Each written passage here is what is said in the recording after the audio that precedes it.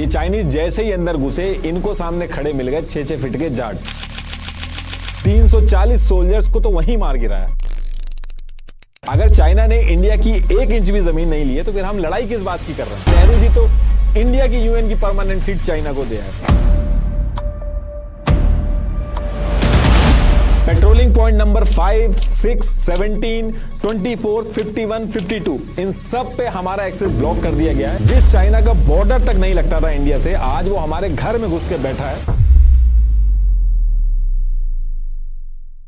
देखिए, जब पाकिस्तान की बात होती है तो हमें एलओसी के बारे में पता है, लेकिन ये चाइना के एलएसी के केस में कंफ्यूजन क्यों खड़ी हो जाती है? एक्चुअल में एलएसी है कहां पे? चाइना का तो बॉर्डर तक नहीं लगता था इंडिया से। फिर पास्ट में ऐसी क्या चीजें हुई जिसकी वजह से चाइना हमारे सर पे आके बैठ गया? और क्या सही में नेहरू जी ने इंडिया की जो यूएन की परमानेंट सीट थी वो चाइना को दे दी थी? और जब ये कहा जाता है कि चाइना 1 इंच भी जमीन नहीं ले पाया, तो फैक्चुअली ये कितना सही है? और कुल मिलाके जो इंडिया चाइना के बॉर्डर हैं, ये हैं कहां पे? तो इस एक वीडियो में मैं आपको इस तरीके से बताऊंगा कि आपको सब कुछ पता चल जाएगा कि इन सब चीजों के पीछे एक्चुअल रीजन क्या है।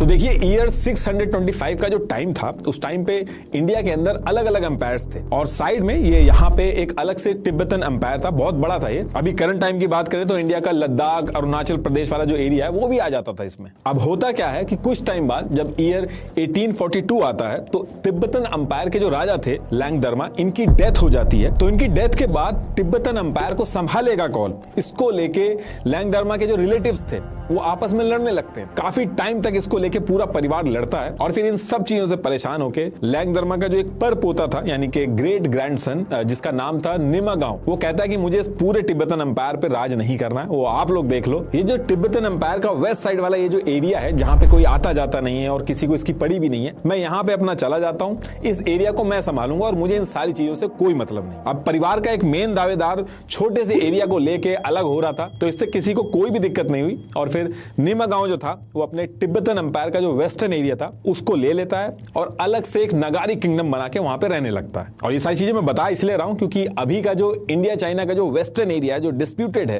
वो पूरा का पूरा एरिया इसी नगारी किंगडम में आता था। अब इसके कुछ टाइम बाद जब निमागांव की भी डेथ हो जाती है तो जो उसका बड़ा बेटा था लाचेन, वो इस नगारी अंपायर को और बड़ा करता है और फिर ये मर्यूल किंगडम बना देता है उसको। द क्रॉनिकल्स ऑफ लद्दाख के हिसाब से ये जो आप पूरा एरिया देख रहे हैं वो उस टाइम पे इसी मर्यूल किंगडम का हिस्सा बन गया था। तो ये काफी ज्यादा बड़ा हो गया था और ईयर 1460 आते आते इसी मर्यूल किंगडम को ही लोग लद्दाख किंगडम बोलने लगे। अब इसके कुछ टाइम तक ऐसे ही चलता रहता है।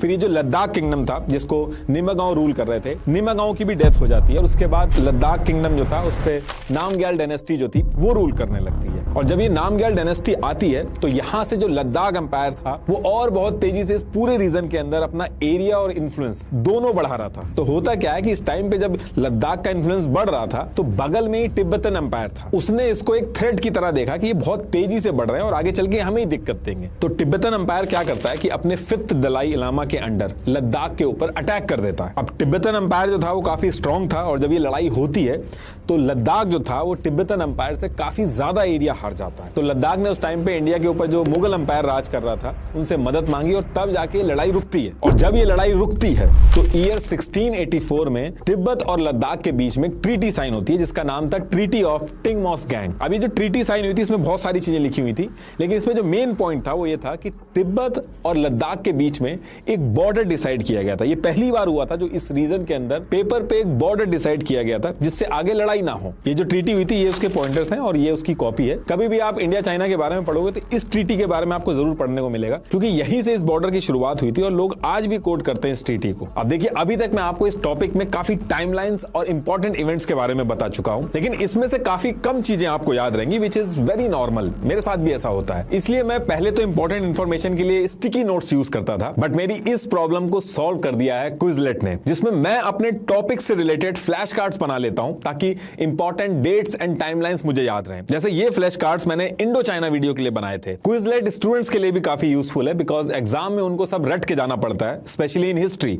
तो क्विजलेट के ये फ्लैश कार्ड आपको रिवीजन और लर्निंग में हेल्प करेंगे। क्विजलेट डिजिटल है तो आप कभी भी फटाफट लेफ्ट राइट स्वाइप करके कुछ भी रिवाइज कर सकते हो। और सिर्फ यही नहीं, अगर आप अपने नोट्स क्विजलेट पे डालते हो तो एआई टेक्नोलॉजी से इसका study guide features automatically flash cards बना देता है। आप इसमें लर्न मोड के साथ एमसीक्यूज की भी प्रैक्टिस कर सकते हैं। मैंने खुद भी इसको यूज किया है और आप भी जरूर ट्राई करिए और लर्निंग को थोड़ा आसान बनाइए। Download the Quizlet app today, link is in the description. तो टॉपिक पे वापस आते हैं। तो जब ये ट्रीटी हुई थी तो उस पर्टिकुलर टाइम पे ये लद्दाख का जो एरिया था ये इतना बचा हुआ था। अब इस तरफ तिब्बत और लद्दाख में तो ये सारी चीजें चल रही थी, लेकिन बगल में चाइना का चिंग अंपायर भी था। तो अब होता क्या है कि ईयर 1720 में चाइना का जो चिंग अंपायर था उसने डायरेक्ट अटैक करने की बजाय अपनी मिलिट्री तिब्बत अंपायर के अंदर भेजी और तिब्बतन अंपायर के जो रूलर थे दजुंगर, उनको हटा के तिब्बत के ऊपर 7th दलाई लामा कलसांग जो थे उनको बैठा दिया जाता है।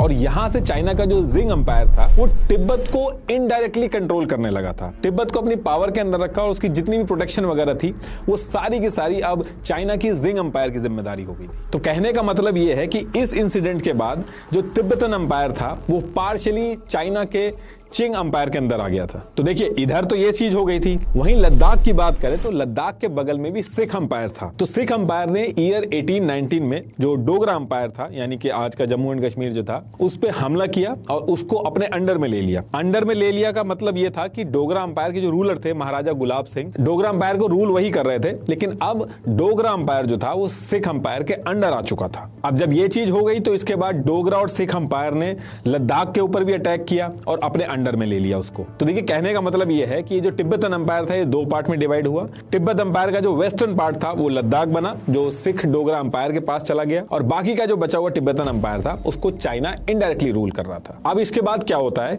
कि ईयर 1842 में डोगरा एंड सिख अंपायर जिसने पहले से ही लद्दाख को अपने अंडर में ले लिया था उसने लद्दाख से आगे का जो ट्रेड रूट था उसको अपने कंट्रोल में करने के लिए लद्दाख के एरिया को और बढ़ाना चालू किया। और जैसा कि मैंने पहले बताया था कि तिब्बत जो था उसको चाइना कंट्रोल कर रहा था इनडायरेक्टली। तो ये जो लड़ाई चल रही थी एक तरह से चाइना का भी इसमें रोल था। तो कुछ टाइम के बाद जब बहुत ज्यादा नुकसान हो जाता है, बहुत लंबी लड़ाई चलती है, तो ये लड़ाई रुकती है और फिर तिब्बत और डोगरा सिख अंपायर के बीच में 17 सितंबर 1842 को ट्रीटी ऑफ चुशुल साइन होती है।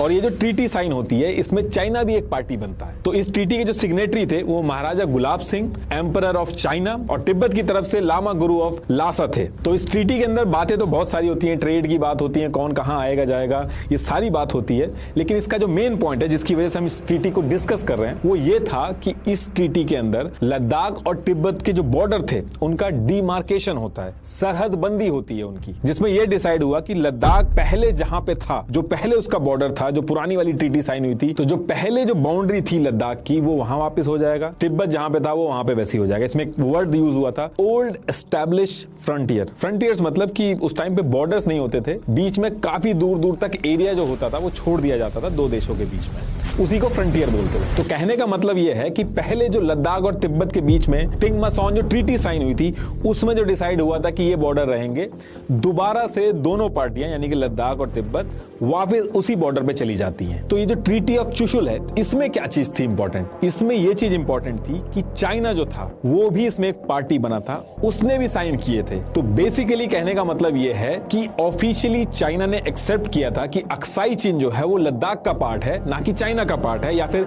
तिब्बत का पार्ट है। और यही रीजन है कि आज की डेट तक इंडिया चाइना के बॉर्डर डिस्प्यूट जब डिस्कस होते हैं तो जो ट्रीटी ऑफ चुशुल है उसका नाम बार बार आता है कि आपने खुद साइन किया है कि अक्साई चीन लद्दाख का पार्ट है। ट्रीटी ऑफ चुशुल की वजह से इंडिया का जो दावा है अक्साई चीन पे वो बहुत ज्यादा स्ट्रांग होता है। ये ट्रीटी ऑफ चुशुल जो है वो लद्दाख का डोगरा रूलर्स के कंट्रोल में होना प्रूफ करती है, जो कि आज के इंडिया का पार्ट है और चाइना इसको साइन कर चुका है। इस ट्रीटी की जो कॉपी है उसका जो ट्रांसलेशन है आपको डिस्क्रिप्शन में मिल जाएगा। उस टाइम के कुछ ओरिजिनल स्टैंप होते थे उन पे भी मेंशन किया जाता था, उसमें तिब्बत मेंशन होता था। अभी भी ये स्टैंप अवेलेबल है, ये उस ओरिजिनल स्टैंप की कॉपी है। अब इसके बाद क्या होता है कि ईयर 1845 का टाइम था और ब्रिटिशर्स जो थे वो इंडिया पे राज कर रहे थे उस टाइम पे, और रशिया और ब्रिटिशर्स के बीच में एक लड़ाई चल रही थी, द ग्रेट गेम।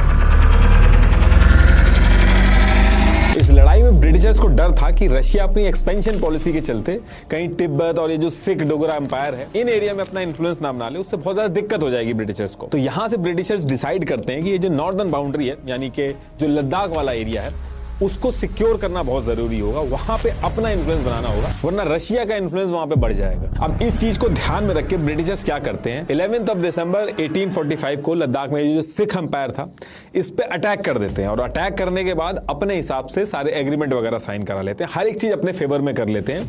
अब यहां से ब्रिटिशर्स का इन्फ्लुएंस इस पूरे एरिया में आ गया था। अब इसी टाइम पे गुलाब सिंह जो थे उन्होंने 75 लाख रुपए ब्रिटिशर्स को दिए, और ये जो कश्मीर वाला जो एरिया था उसको खरीद लिया, और कश्मीर के राजा बन जाते हैं वो। और ब्रिटिशर्स ने भी बड़े आराम से दे दिया, क्योंकि उनका जो इंटरेस्ट था वो लद्दाख की तरफ ज्यादा था, और लद्दाख के अंदर भी उनकी एक ही चिंता थी कि जो रशियंस हैं उनकी आर्मी कहीं ये जो अक्साई चीन वाला एरिया वहां से ना घुस जाए। अब इस एरिया में अपना इन्फ्लुएंस तो बना लिया था ब्रिटिशर्स ने, लेकिन इसके कुछ साल बाद, करीब 10 साल के करीब, इनको ये रियलाइज हुआ कि ये जो अक्साई चीन वाला एरिया है, अभी भी यहाँ पे कई ऐसे एरिया हैं जहां से रशियन आर्मी जो है वो एंट्री कर सकती है। तो रशियन की तरफ से इस तरीके का कोई थ्रेट आए, इससे निपटने के लिए ब्रिटिशर्स ने इस एरिया को भी सिक्योर करना चालू किया। ब्रिटिशर्स ने ईयर 1855 में great trigonometrical survey of India इसको काम दिया कि ये जो लद्दाख और तिब्बत वाला जो एरिया है इसका ये सर्वे करें, और ये जो फ्रंटियर्स वगैरह यहाँ पे बने हुए हैं, खुले पड़े हुए हैं जो एरिया, इसको ऑब्जर्व करके एक प्रॉपर बॉर्डर बनाएं। और ये जो काम था वो काम दिया गया था W.H. जॉनसन को। ये सिविल सर्वेंट थे great trigonometrical survey of India के। अब इन्होंने काफी टाइम तक इस एरिया का सर्वे किया, और सर्वे करने के बाद एक बॉर्डर प्रपोज किया जिसे जॉनसन लाइन बोला जाता है।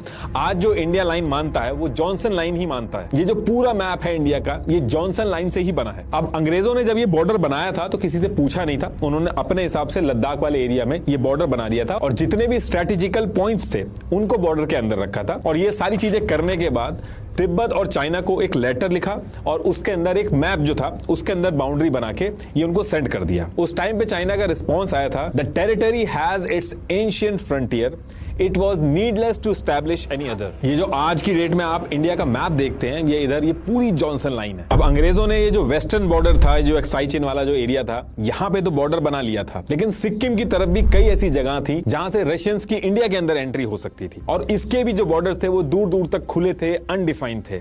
तो यहां पे भी ब्रिटिशर्स ने 17 मार्च 1890 को ब्रिटिशर्स ने चाइना को बुला के एक कन्वेंशन किया, और ये जो गैमो चेन माउंटेन से ये नेपाल तक की जो लाइन जा रही है इसको ऑफिशियली चाइना के साथ बैठ के सिक्योर कर दिया, और इसको चाइना ने भी मान लिया। तो देखिए, इंडिया चाइना का जो बॉर्डर है वो 3 सेक्शन में डिवाइडेड है।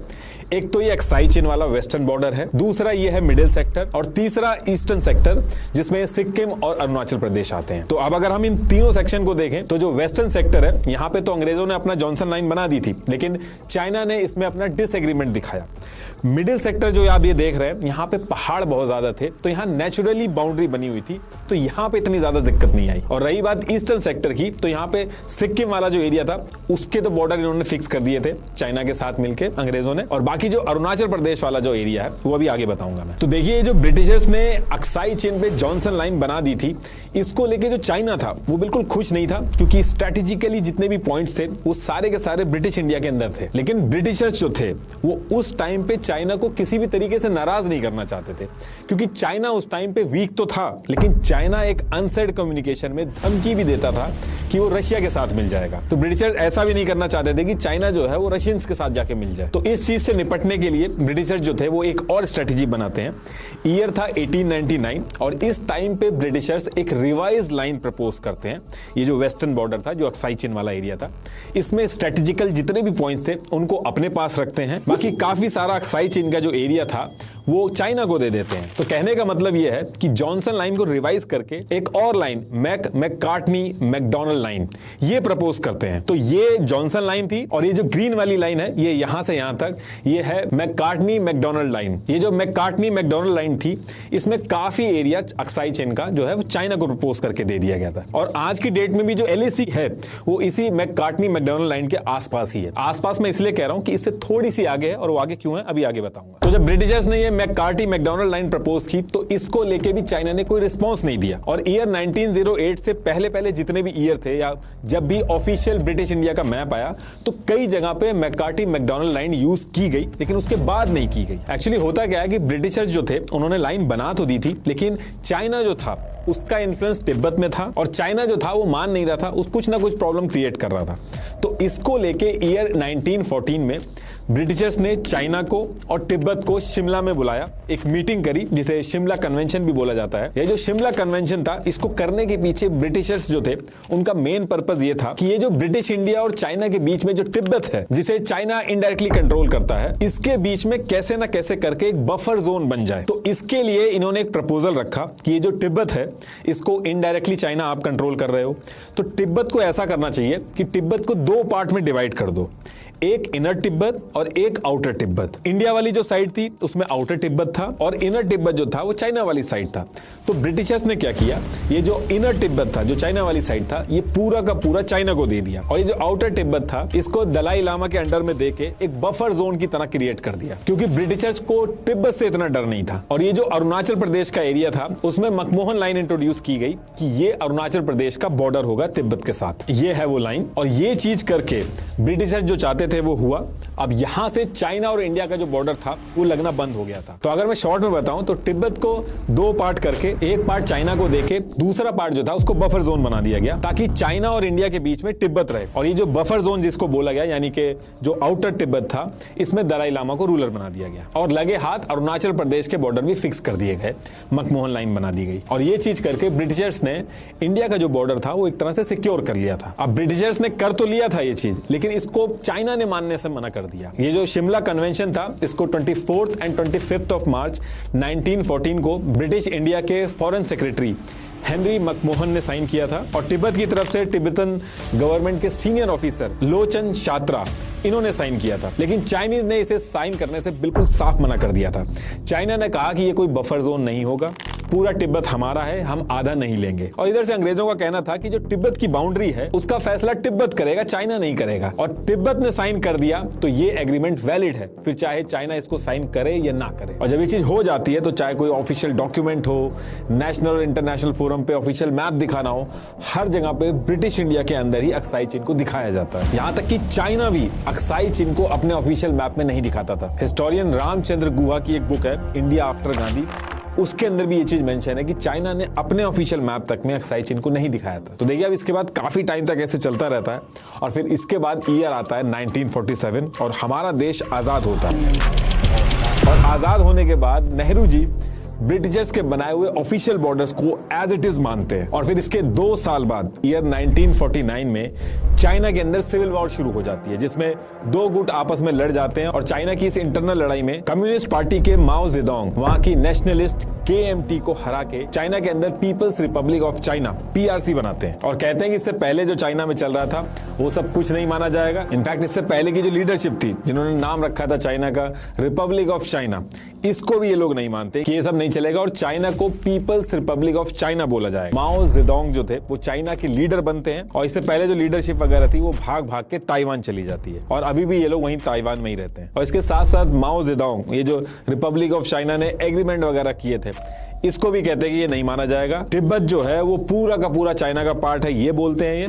और फिर 1 साल बाद ईयर 1950 में ये जो आउटर तिब्बत था, इस पे माओ जेडोंग अटैक कर देते हैं। जो ब्रिटिशर्स बफर जोन बना के गए थे, इस पे अटैक करके इसको अपने अंडर में ले लेते हैं। और जो तिब्बत के दलाई लामा थे, इसके कुछ टाइम बाद वो इंडिया भाग के आ जाते हैं, इंडिया में शरण मिल जाती है उनको और हिमाचल प्रदेश के धर्मशाला में वो रहते हैं, अभी भी वहीं पे रहते हैं। अब ये जो इंसिडेंट हुआ था जिसमें ये आउटर तिब्बत वाला पार्ट जो था, जो माओ ने मार काट मचा के अपने अंडर में ले लिया था, ये इंडिया के लिए बहुत बड़ा थ्रेट था। इसमें इंडिया ने तिब्बत की मदद करने तो बहुत दूर की बात, वर्बली भी अपोज नहीं किया। इनफैक्ट जब ये लड़ाई चल रही थी, यानी कि चाइना जब तिब्बत के ऊपर हमला कर रहा था, तो इंडिया ने चावल भी सप्लाई किए थे पीपल्स रिपब्लिक ऑफ चाइना को और यही चावल आगे चल के भारी पड़ते हैं। और जब ये सारी चीजें हुई तो एक डिस्कशन स्टार्ट हो गया कि रियल चाइना है कौन, ये ताइवान वाला चाइना रियल है या फिर ये पीपल्स रिपब्लिक ऑफ चाइना जो है ये रियल चाइना है। और जो यूएन के अंदर परमानेंट सिक्योरिटी काउंसिल की जो मेंबरशिप थी, वो तो पुरानी leadership Republic of China ROC के पास थी, तो वो तो बची नहीं थी, वो सब तो ताइवान चले गए थे। तो इस मेंबरशिप का क्या किया जाए, वो ये जो नई People's Republic of China PRC बनी है, इसको दे दो। और ये जो अनऑफिशियल चीज है, 2 अगस्त 1955 को जवाहरलाल नेहरू जी ने चीफ मिनिस्टर को लेटर लिखा था। ये उसकी कॉपी एक बार आप पॉज करके पढ़ लेना। तो ये आउट हो गया था, तो इसी की वजह से लोग कहने लगे कि नेहरू जी ने यूएन की जो परमानेंट सिक्योरिटी काउंसिल की सीट है वो चाइना को दे दी। अब इसके 2 साल बाद चाइना के माओ जेडोंग ने अपने रंग दिखाना स्टार्ट किए। इंडिया के साथ तो बहुत अच्छी अच्छी बातें की। नेहरू जी को कभी लगा ही नहीं कि चाइना इंडिया के ऊपर कभी सपने में भी अटैक कर सकता है। हिंदी चीनी भाई भाई वाला कॉन्सेप्ट चल रहा था। अब इस टाइम पे एक तरफ तो चाइना जो था वो मीठी मीठी बातें कर रहा था, वहीं दूसरी तरफ ऐसे भी स्टेटमेंट दे रहा था कि तिब्बत चाइना का हाथ है और लद्दाख, नेपाल, सिक्किम, भूटान और अरुणाचल प्रदेश जो है वो उसकी उंगलियां हैं। लेकिन इन सब स्टेटमेंट्स के बाद भी इंडिया जो था वो चाइना की इंटेंशन समझ नहीं पाया। और फिर इसके कुछ टाइम बाद ही चाइना क्या करता है, चाइना अक्साई चीन में बिना किसी को कुछ बताए या डिस्कस किए हाईवे नंबर G219 बनवाना शुरू कर देता है। इंडिया को इसके बारे में कुछ पता ही नहीं चलता है, लेकिन आईबी चीफ BN मुलिक ने कहा कि इंडिया को सब पता था, लेकिन जानबूझ के वो चुप रहा उसकी सिचुएशन की वजह से। लेकिन जब ये रोड बनाई गई अक्साई चीन के अंदर, तो इंडिया के फॉरेन सेक्रेटरी सुबिमल दत्त ने तुरंत नेहरू जी को लेटर लिखा, जिसमें लिखा था उन्होंने और क्लियर बताया था कि ये जो चाइनीज हैं ये G219 हाईवे बना रहे हैं जो इंडिया के अक्साई चीन से होके गुजर रहा है और 180 किलोमीटर की रोड है ये टोटल। तो उस टाइम पे तो चाइना इसको एक कंफ्यूजन की तरह दिखा रहा था, लेकिन एक्चुअल में चाइना इंडिया के ऊपर अटैक की तैयारी कर रहा था। और इस रोड को इसलिए बना रहा था ताकि जब वॉर जैसी सिचुएशन हो तो मिलिट्री और लॉजिस्टिक वगैरह जो है वो पहुंच सके। तो शुरू में तो इंडिया ने इग्नोर किया, लेकिन जब ये रोड वाला इंसिडेंट हुआ तो इंडिया को समझ में आ गया। इंडिया ने सबसे पहला काम ये किया कि एक ऑफिशियल मैप रिलीज किया और अक्साई चीन का जो पूरा का पूरा एरिया था वो इंडिया के अंदर दिखाया उसमें, और अक्साई चीन के कई इलाकों में आर्मी की पोस्टिंग वगैरह भी कर दी। और जब ये मैप रिलीज किया इंडिया ने, तब जाके पहली बार चाइना ने बोला कि ये सही चीज नहीं है। चाइना के प्रीमियर जोउ इन लाई ने 16 लैंड पॉइंट्स भेजे कि ये जो एरिया है यहां तक सब चाइना का पार्ट है। अभी करंटली भी जो LAC बनी है वो इन्हीं लैंड पॉइंट्स के पास ही बनी है। अक्साई चीन के मैटर को लेके इंडिया और चाइना के बीच में बहुत सारे नोट्स एक्सचेंज हुए, बहुत सारे डिस्कशन हुए, लेटर एक्सचेंज हुए, लेकिन ये सारी चीजें चाइना जो था वो टाइम बाय करने के लिए कर रहा था। और फिर जब डेट आती है 28 अक्टूबर 1962, इस डेट को चाइना जो था वो इंडिया के वेस्ट और ईस्ट दोनों बॉर्डर पे अटैक कर देते।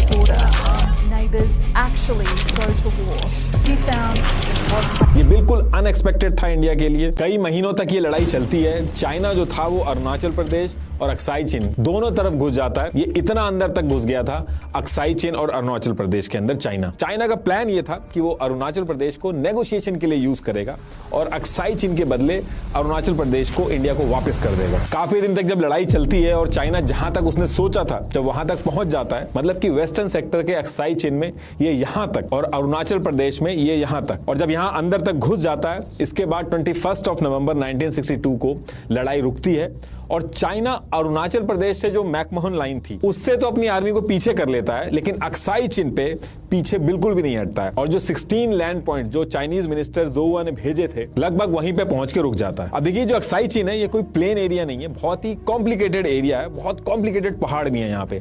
ऐसे LAC कोई स्ट्रेट लाइन नहीं है कि एक तरफ चाइना खड़ी है दूसरी तरफ इंडिया पड़ा है। ये जो LAC की बाउंड्रीज हैं ये कई लैंड पॉइंट से जुड़ के बनती हैं और यहाँ पे जो वेदर है वो भी बहुत एक्सट्रीम रहता है। इंडिया जो है वो अपने अलग लैंड पॉइंट्स क्लेम करता है और चाइना जो है वो अपने अलग मानता है। तो एक बहुत ही अनडिफाइंड और जिगजैग एरिया बन जाता है जहां पे 1962 में दोनों देशों की आर्मी रुकी थी और इसी को LAC line of actual control बोला जाता है। मतलब कि इंडिया ने कहा अक्साई चीन हमारा है, बॉर्डर हम जॉनसन लाइन जो है उसी को मानते हैं, लेकिन फिलहाल के लिए हमारा कंट्रोल वहां तक नहीं है। तो जो एरिया जहां ये रुके हुए हैं जहां एक्चुअल हमारा कंट्रोल है इसको हम LAC बोल रहे हैं, लेकिन इसका मतलब ये नहीं है कि इंडिया ने इसी LAC को बॉर्डर मान लिया। इंडिया जो है वो बॉर्डर जॉनसन लाइन ही मानता है। और जैसे मैंने अभी पहले भी बताया था कि LAC जो है वो बहुत ही कॉम्प्लिकेटेड एरिया है, तो इंडिया के हिसाब से अलग LAC है और चाइना के हिसाब से अलग LAC है। LAC जो इंडिया मानता है वो लगभग ये जो ब्लू लाइन है ये है, और चाइना जो है वो ये रेड वाली लाइन जो है इसको LAC बोलता है। तो ये दोनों देश जो LAC मानते हैं इसके बीच जो एरिया है ये एक बफर जोन की तरह बन गया है। यहाँ पे दोनों देशों की जो आर्मी है वो अलग अलग पॉइंट्स पे बैठ जाती है, पेट्रोलिंग करती है। यहाँ कोई पोस्ट नहीं बना रखी है, कोई मिलिट्री पोस्ट नहीं है यहाँ पे, बस पेट्रोलिंग होती है और कभी कभी झंडे वगैरह दिखाए जाते हैं। और मेनली जो लड़ाई भी होती है वो इसी बफर जोन के अंदर ही होती है, क्योंकि चाइना जो है वो इस बफर जोन को भी अपने अंडर में लेना चाहता है। जो LAC चाइना खुद कहता है वो उसी को लेने के चक्कर में है। ये जो गलवान वाली लड़ाई हुई थी वो भी इसी बफर जोन के अंदर ही हुई थी। अब ये जो 1962 की वॉर हुई थी इसके बाद इंडिया को चाइना की असलियत तो बहुत अच्छी तरीके से पता चल गई थी।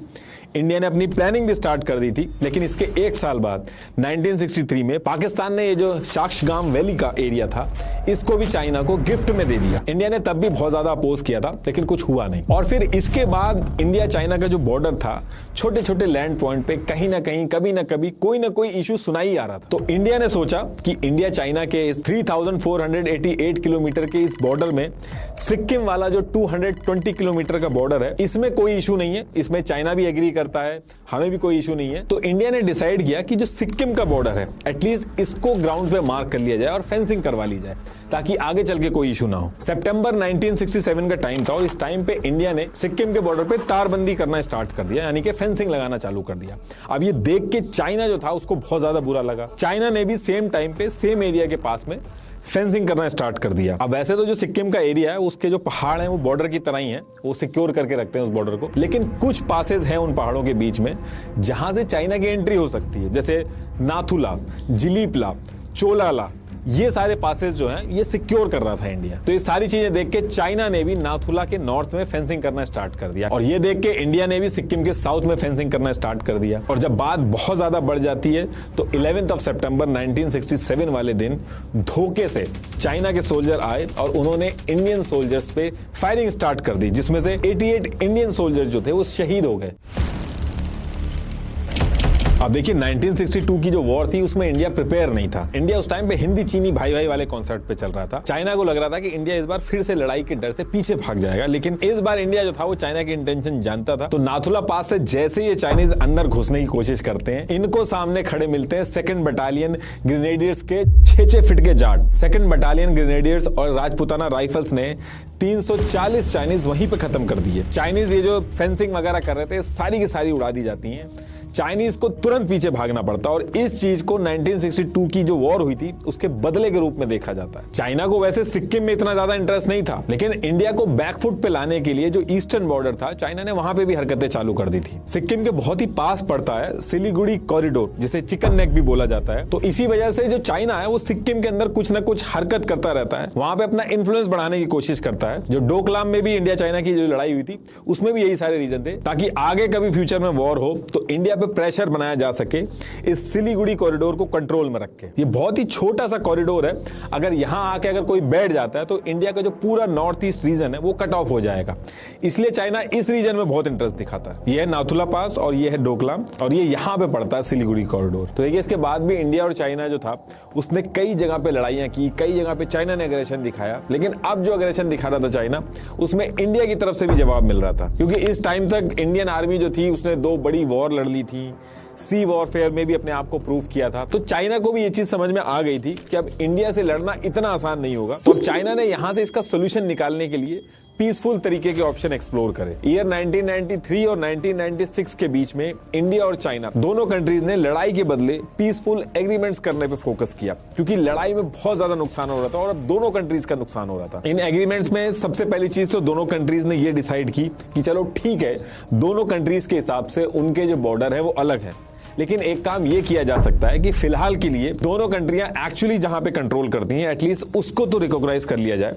तो इसकी वजह से दोनों कंट्रीज ने म्यूचुअल डिस्कशन के बाद LAC को, जो कि अक्साई चीन में थी, उसको बढ़ा के अरुणाचल प्रदेश तक कर दिया गया कि फिलहाल के लिए ये लाइन ऑफ एक्चुअल कंट्रोल है और अब जितनी भी चीजें होंगी उसको हम पीसफुली रिजॉल्व करेंगे। तो जो मिडिल सेक्टर था, ईस्टर्न सेक्टर था, वहां तक तो LAC दोनों कंट्रीज ने रिकॉग्नाइज कर लिया था, लेकिन जो वेस्टर्न सेक्टर था, जो अक्साई चीन वाला था, वहां अभी भी इंडिया और चाइना जो थे उनकी जो LAC थी, जो परसेप्शन था जो LAC का, वो अलग अलग था। लेकिन उसके बाद भी दोनों कंट्रीज ने पीसफुली बैठ के बात करी और बातचीत से ही इसका हल निकालने की कोशिश की। दूसरी चीज दोनों कंट्रीज ने इन एग्रीमेंट्स में ये की, ये डिसाइड हुआ कि दोनों कंट्रीज में से किसी की भी जो आर्मी होगी वो LAC पे कुछ भी हो जाए, बम्बार्डमेंट या फायरिंग नहीं करेगी, यहां तक कि किसी भी तरीके के हथियार जमा नहीं करेगी और कोई भी चीज ऐसी नहीं करेगी जिससे लड़ाई जैसी सिचुएशन हो। यही रीजन है कि आज की डेट में भी आप अगर कोई कॉन्फ्लिक्ट देखते होगे इंडिया और चाइना का, तो उसमें हमेशा लाठी, डंडे, लोहे के जो स्पाइक्स वाले जो रॉड होती हैं, ये सब चीजों से लड़ाई होती हुई मिलेगी, लेकिन बंदूकें कोई नहीं चलाता। तो उसके पीछे यही एग्रीमेंट है। और गलवान का भी केस आप देखोगे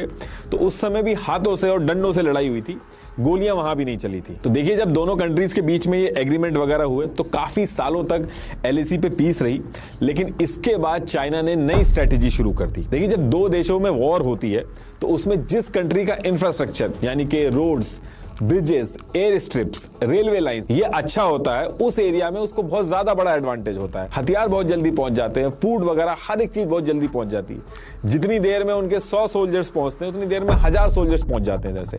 तो इंफ्रास्ट्रक्चर जिस कंट्री का अच्छा होता है उसको बहुत बड़ा एडवांटेज रहता है। इंफ्रास्ट्रक्चर अगर अच्छा ना हो तो कितनी भी अच्छी आर्मी हो वो कोलैप्स कर जाती है। जैसे चाइना ने भी 1962 की वॉर करने से पहले रोड बनाई थी, उसके बाद वॉर करी थी। तो इसलिए दो कंट्री जब आमने सामने आती हैं तो वहां पे बॉर्डर के पास में इंफ्रास्ट्रक्चर डेवलप करना एक थ्रेट की तरह देखा जाता है। तो चाइना ने क्या किया, ये एग्रीमेंट वगैरह तो करे, इसके कुछ टाइम बाद ही जब चाइना थोड़ा इकोनॉमिकली ग्रो करने लगा तो चाइना ने एलएसी के पास roads, bridges, air strips, railway line ये सब तेजी से बनाना स्टार्ट कर दिया। इसका सीधा मतलब था कि चाइना वॉर के लिए प्रिपरेशन कर रहा था। वहीं दूसरी तरफ इंडिया जो था वो इकोनॉमिकली उतना स्ट्रांग नहीं था, तो उस टाइम पे इंडिया का जो इंफ्रास्ट्रक्चर था एलएसी के पास वो डेवलप नहीं हो पाया। और इसी चीज को लेके इंडिया जो था वो खुश नहीं था कि जब आप पीस की बात कर रहे हो तो आप एलएसी के पास इंफ्रास्ट्रक्चर क्यों डेवलप कर रहे हो। और जब कुछ टाइम बाद चाइना ने अपना थोड़ा बहुत इंफ्रास्ट्रक्चर डेवलप कर लिया एलएसी के पास तो चाइना ने सलामी स्लाइसिंग स्ट्रेटेजी स्टार्ट कर दी।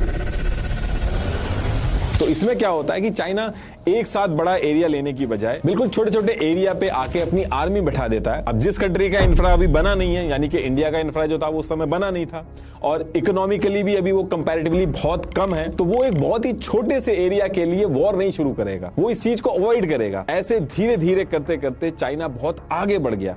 ईयर 2007 आते आते चाइना ने इंडिया में 130 सीक्रेट इंकर्जन्स किए और जब इंडिया की इंटेलिजेंस एजेंसीज के थ्रू ये सारी चीजें पता चली तो इंडिया उसके लिए तैयार ही नहीं था। तो फिर इसके बाद इंडिया में भी इंफ्रास्ट्रक्चर डेवलप करने की बात की गई, लेकिन इंडिया के अंदर जब भी इंफ्रास्ट्रक्चर डेवलप होता था एलएसी के पास तो वहां दिक्कतें आती थी। जैसे एक तो इंडिया डेमोक्रेसी है, चाइना की तरह वन पार्टी सिस्टम नहीं है, तो यहाँ पे एनवायरमेंटल जो एनजीओ वगैरह थे वो आ जाते थे कि एलएसी के पास आप इंफ्रास्ट्रक्चर डेवलप कर रहे हो, इससे एनवायरमेंट खराब होगा, तो इस प्रोजेक्ट्स को रोक देते थे, केस कर देते थे, तो इससे डिले हो जाते थे प्रोजेक्ट। दूसरी दिक्कत इसमें आती थी कि कुछ भी इंफ्रास्ट्रक्चर इंडिया बनाने की कोशिश करता था तो चाइना बहुत ज्यादा एग्रेशन स्टार्ट कर देता था, अलग अलग बॉर्डर पे कंफ्लिक्ट स्टार्ट कर देता था। तो जो रूलिंग गवर्नमेंट होती है इंडिया के अंदर वो ये सारी चीजें अवॉइड करती है कि इंफ्रास्ट्रक्चर बनाएंगे तो और बवाल होगा, सर पे एक और दिक्कत आके खड़ी हो जाएगी और फिर ऑपोजिशन इसको लेके फिर से घेरेगा। इसीलिए इंडिया का जो एलएसी है उसके पास जो इंफ्रास्ट्रक्चर डेवलप करने का जो प्रोसेस है वो बहुत स्लो रहा है। इसका फायदा चाइना ने उठाया और चाइना की इस सलामी स्लाइसिंग स्ट्रेटेजी से हम 26 पेट्रोलिंग पॉइंट पे अपनी प्रेजेंस गवा चुके हैं। देखिए जैसा कि मैंने बताया था कि अक्साई चीन का जो एरिया है वो कॉम्प्लिकेटेड है, कोई स्ट्रेट लाइन नहीं है। इंडिया चाइना दोनों की परसेप्शन एलएसी है, उसके बीच में अनडिफाइंड बफर जोन है जिसकी वजह से दोनों तरफ कंफ्यूजन रहता है। और इस बफर जोन में टोटल 65 मार्क्ड पेट्रोलिंग पॉइंट्स हैं जहां इंडिया और चाइना के ट्रूप्स पेट्रोलिंग करते हैं। पेट्रोलिंग पॉइंट 1 यानी कि PP1 से PP3 काराकोरम पास, PP14 जो कि गलवान वैली वाला है, ऐसे ये इतने सारे पेट्रोलिंग पॉइंट हैं, इनको PP पॉइंट बोला जाता है।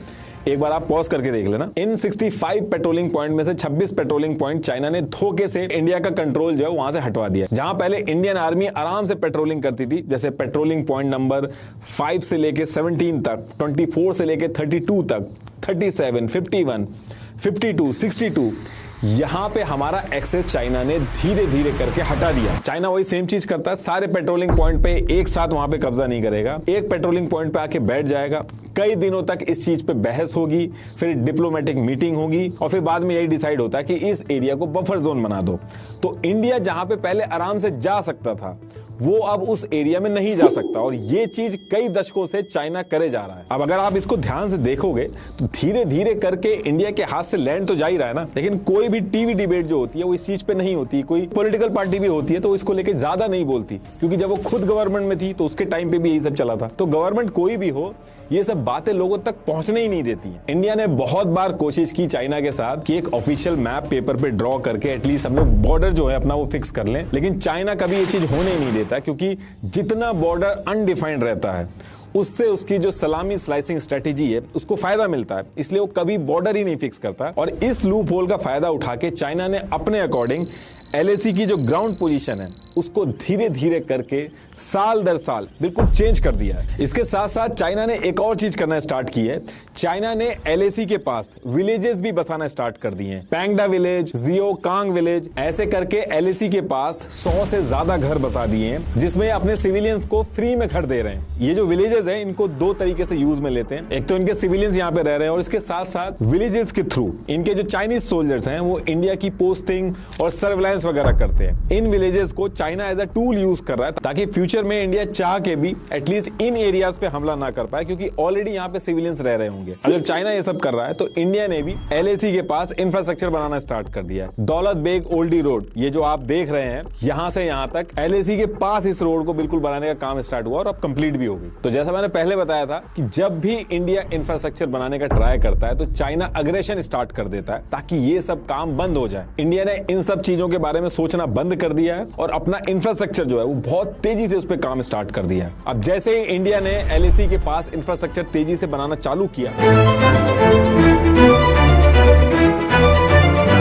स्पेशली जब ये दौलत बेग ओल्डी रोड फंक्शनल हुई तो चाइना ने एग्रेशन स्टार्ट किया। चाइना ने क्या किया, ये इंडिया वाला LAC है, ये चाइना वाला LAC है और ये है पैंगोंग सो रिवर। ये यहाँ पे पहाड़ों की चोटियां हैं जिन्हें फिंगर्स बोला जाता है। टोटल 8 फिंगर्स हैं। इंडियन सोल्जर्स आराम से ये यहाँ फिंगर 8 तक पेट्रोलिंग करते थे। मैं इसलिए बोल रहा हूँ क्योंकि अब नहीं कर पा रहे हैं और क्यों बंद हो गया वो भी अभी बताता हूँ। तो 5 मई 2020 को क्या होता है, इंडियन सोल्जर जैसे पहले पेट्रोलिंग करते थे वही कर रहे थे और जैसे इंडियन सोल्जर्स फिंगर 4 पे पहुंचते हैं तो वहां चाइनीज सोल्जर्स ने अपनी परमानेंट पोस्टिंग बना रखी थी और इंडियन सोल्जर्स को पेट्रोलिंग करने से वहीं पे ब्लॉक कर दिया। अब यहाँ पे एग्रीमेंट के हिसाब से तो बिल्कुल गलत था, ऐसा नहीं करना चाहिए था चाइना को, लेकिन उसने किया। अब जब चाइना ने ऐसा किया तो उसी जगह पे इंडिया और चाइना के जो सोल्जर्स थे उनके बीच में हाथों से, पत्थरों से, डंडों से लड़ाई होना चालू हो जाती है। एग्रीमेंट के हिसाब से फायरिंग तो हो नहीं सकती थी, लेकिन फिर भी दोनों तरफ के जो सोल्जर्स थे वो बहुत ज्यादा घायल हो गए। अब जैसे ये इंसिडेंट हुआ दोनों देशों के बीच में टेंशन बढ़ जाती है और अब जब इंडिया और चाइना के जो सोल्जर्स थे वो ये यहाँ पे जो Galwan valley, hot springs, Depsang plains जैसे रीजन जो है यहाँ पे भी भिड़ने लगते हैं इंडिया और चाइना के सोल्जर्स। और जब सिचुएशन बहुत ज्यादा खराब होने लगती है तो हर बार की तरह इससे निपटने के लिए दोनों देशों की मेजर जनरल लेवल टॉक शुरू हो जाती हैं, जिसमें कुछ फाइनल नहीं हो पाता। तो कुछ दिन बाद यानी कि 6 जून को फिर से high level corps commander meeting होती है। इंडिया ने चाइना को कहा कि अपने जो आर्मी है उसको आप पीछे हटा लीजिए और ये जो इंफ्रास्ट्रक्चर है इसको सब बंद कर दीजिए। चाइनीज कमांडर ने मीटिंग में तो हाँ कर दी थी कि हम पीछे हट जाएंगे, कंस्ट्रक्शन नहीं करेंगे, लेकिन उसने झूठ बोला था। अब यहाँ पे सबको लगा कि बात निपट गई है, लेकिन होता क्या है कि 14 जून को इंडियन सोल्जर सारे एरिया में जा जाके देख रहे थे कि चाइनीज हटे हैं या फिर ना हटे और अलग अलग जगह पे पेट्रोलिंग हो रही थी। तो ऐसे ही नेक्स्ट डे 15 जून 2020 की रात में कर्नल संतोष बाबू अपने सोल्जर्स के साथ गलवान वाले एरिया में देखने गए कि वहां पे चाइनीज सोल्जर जो हैं वो हटे हैं कि नहीं हटे हैं। तो जब संतोष बाबू और उनकी टीम वहां पहुंची तो चाइनीज सोल्जर्स वहां से पीछे नहीं हटे थे, उन्होंने अपना इंफ्रास्ट्रक्चर जो था वो भी नहीं हटाया था और चाइनीज पहले से ही इस बार प्रिपरेशन करके बैठे थे। इन्होंने पहले से ही जो वहां की रिवर का पानी था उसको रोक के रखा था, आयरन रॉड्स पे स्पाइक लगा के रेडी कर रखे थे और जैसे ही इंडियन सोल्जर्स वहां पे उनको पीछे हटने को कहा, चाइनीज सोल्जर्स ने इंडियन सोल्जर्स के ऊपर अटैक कर दिया। रिवर का जो पानी था वो अचानक से खोल दिया। इसकी वजह से 20 इंडियन सोल्जर्स शहीद हो गए। तुरंत और भी इंडियन सोल्जर्स पहुंचे वहां पे, उन्होंने 40 चाइनीज सोल्जर्स जो थे उनको वहीं पे मार दिया। आंकड़ा इससे ज्यादा भी बताया जाता है, लेकिन कई सारे आर्टिकल्स पे यही 40 लिखा है तो मैं 40 ही लेता हूं। चाइना सोच रहा था कि पहले की तरह नेगोशिएशन होगा, लेकिन ये जो 40 चाइनीज सोल्जर्स मारे गए चाइना ने बिल्कुल भी एक्सपेक्ट नहीं किया था। और ऐसा नहीं था कि ये ऐसे अचानक से लड़ाई शुरू हो गई थी। चाइना लोग कई दिनों से प्रिपरेशन कर रहे थे, पूरे एरिया पे कंस्ट्रक्शन कर रहे थे और पोस्ट बना रहे थे पूरे एरिया में। जो सैटेलाइट इमेजेस भी थी उनमें भी ये सारी चीजें आई। ये देखिए लेफ्ट में 9 जून 2020 की सैटेलाइट इमेजेस हैं और राइट साइड में 16 जून 2020 की सैटेलाइट इमेजेस हैं। कितनी ज्यादा पोस्ट बनाई है चाइना ने कितने कम टाइम के अंदर। और इस लड़ाई के बाद भी जिन एरिया पे हमारा कंट्रोल था, मतलब कि हम पेट्रोलिंग वगैरह कर सकते थे, वहां पे भी जो हमारा मूवमेंट है वो रिस्ट्रिक्ट हो गया। आज की डेट में इंडियन सोल्जर्स जो हैं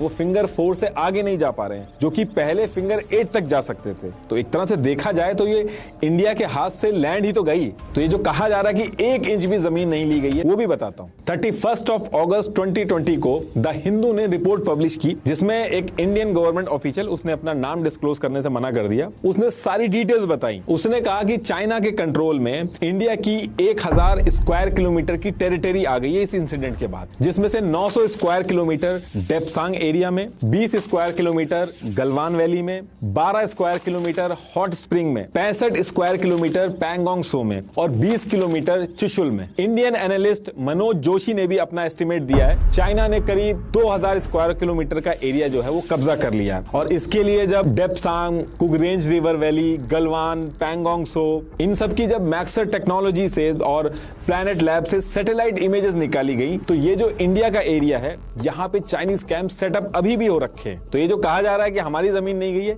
ये चीज गलत है। लेकिन हाँ, कुछ एक्सपर्ट्स ने ये कहा है कि इंडिया सही टाइम का वेट कर रहा है और इसी वजह से इंडिया की हिस्ट्री में जो आज तक नहीं हुआ, डबल पैसा लगा के और बहुत तेजी से इंडिया अपना इंफ्रास्ट्रक्चर जो है वो LAC के पास बहुत तेजी से बढ़ा रहा है और चाइना को चारों तरफ से घेरा जा रहा है। तो एक्चुअल में सही टाइम पे प्रेशर बनाया जाएगा और सारा एरिया लिया जाएगा। अभी कुछ करने से नुकसान होगा। और ऐसा नहीं है कि जो इंडिया चाइना का स्टैंड ऑफ चल रहा है वो सिर्फ यहीं पे चल रहा है। चाइना जो है वो इंडिया को सी में भी घेरने की कोशिश कर रहा है। स्ट्रिंग ऑफ पर्ल्स के बारे में आपको पता होगा। प्लस पाकिस्तान को भी हथियार सप्लाई करके इंडिया को चेक में रखने की कोशिश करता है। जैसे ही इंडिया के पास कोई एडवांस टेक्नोलॉजी आती है, चाइना वही सेम टेक्नोलॉजी पाकिस्तान को फ्री में भी दे देता है। तो एक्सपर्ट्स का मानना है कि सूनर और लेटर चाइना की इंडिया से वॉर होगी जरूर, और वो भी 2 फ्रंट वॉर होगी। आज की डेट में दोनों कंट्रीज जो है फिलहाल अपनी अपनी प्रिपरेशन कर रही हैं। लास्ट में एक बार फिर से मैं आपको क्विजलेट के बारे में रिमाइंड कराना चाहूंगा, जिसमें आप नीतीश राजपूत इंडो चाइना नाम से बनाए हुए मेरे कुछ फ्लैश कार्ड्स भी चेक कर सकते हैं। Link will be in the description. Thank you.